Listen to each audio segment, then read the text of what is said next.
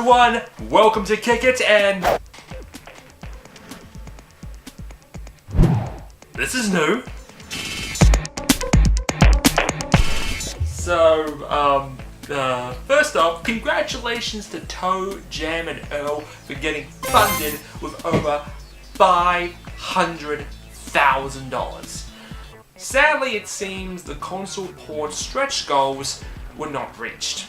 And also, a little while ago, a group of ex-Rare employees formed together to create Playtonic Games and announced their first project, codenamed Ukulele, which is, you guessed it, another spiritual sequel to Banjo-Kazooie. And they plan to bring the project to Kickstarter in the next few months. And when they do, you'll be sure to hear about it right here. So, this week we're talking about Woolfe, the Red Hood Diaries, developed by GRIN game studios in Belgium, with a grand total of over $72,000. Now, I remember talking about this project back in episode 5, and so with the full game being released, you expect me to give it some major praise. Well, as much as I'd like to, I can't. Ever since I installed this game, I've had nothing but problems. First time I had serious performance issues, and Red would control terribly. Second time round, I got her to move without looking like she had a broom shoved up her ass, but the camera and frame rate was a serious issue.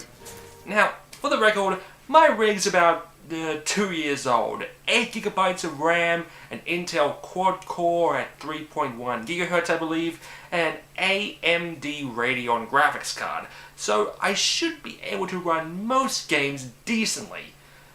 However, I'm guessing this game is running at 60 frames per second, which I do seem to have an issue with. When the game does work, however, it is a fairly detailed 2.5D platformer telling the story of Red seeking the truth about her father's supposed accidental death at Woolfe Industries. The voice actress they got for Red is pretty good. I feel she's going for a sort of film noir feel by channeling Max Payne in her narration. At least, I think that's a narration, or is she actually saying it? It's hard to tell because her lips never move. You! Even uglier in the flesh. What's your plan? Hit me with that dreadful flute? The only thing that hurts is my ears. The first time I played this game, I reached the sewer level but got stuck as a platform disappeared after I died and had to go back to a checkpoint, which, by the way, are represented by picnic baskets. So I had to restart the chapter, and when I reached past the platform, the game crashed. Next time, I got it past that issue and continued playing until I got to the most broken boss level I have ever played. We get to this battle with the Pied Piper, who plays a tune and suddenly a whole bunch of rats come swarming at you, which you are then supposed to hit with your axe. The combat in this game feels really slapdash, and at times it's hard to really figure out if you're even hitting anything.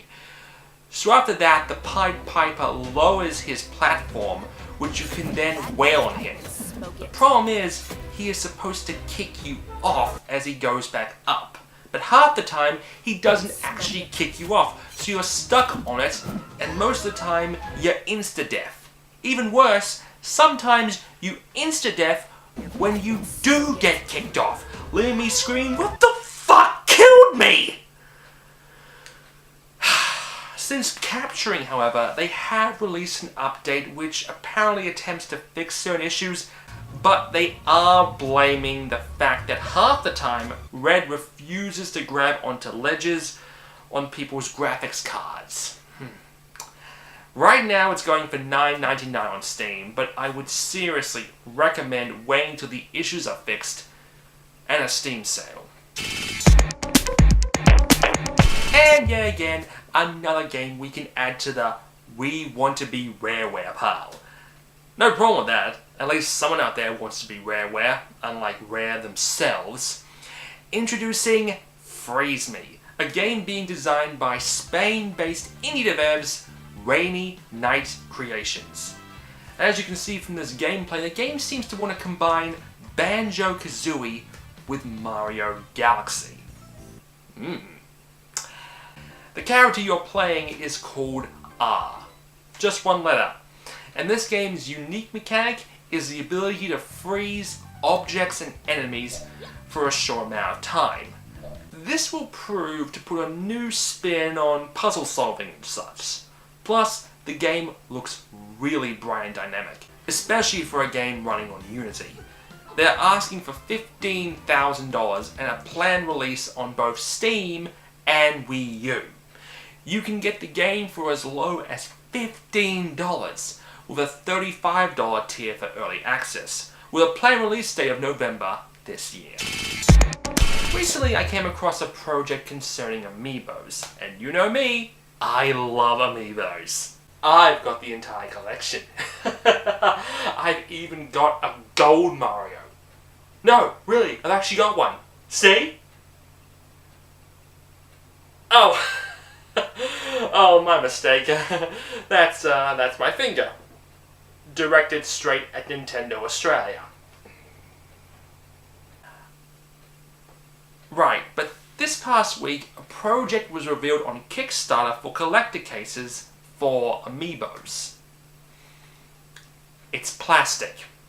Granted, really tough plastic, but still plastic cases all the same.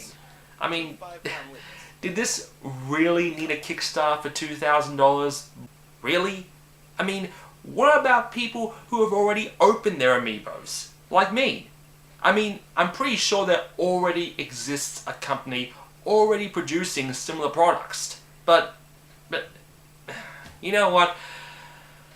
I'm complaining over nothing, really. I mean, it's a harmless little idea. Really. Maybe I'm just bitter I couldn't get a gold Mario.